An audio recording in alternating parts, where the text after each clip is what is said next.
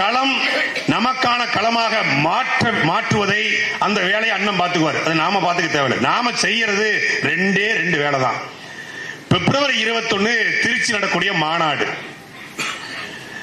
மாநாட்டிற்காக இந்த sound service சொல்லுவாங்க இல்லையா, அவங்ககிட்ட ஒப்பந்தம் போடுறதுக்கு கேட்டோம்.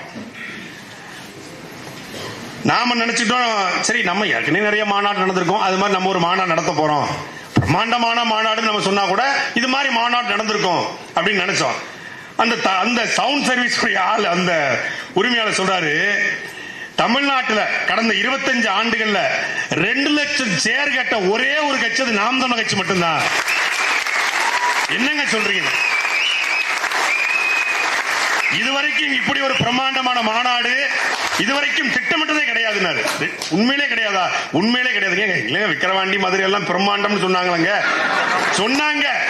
ஆனா அங்க அதிகபட்சமாக போட்ட நாற்காலி 80,000 நாற்காலி தான்.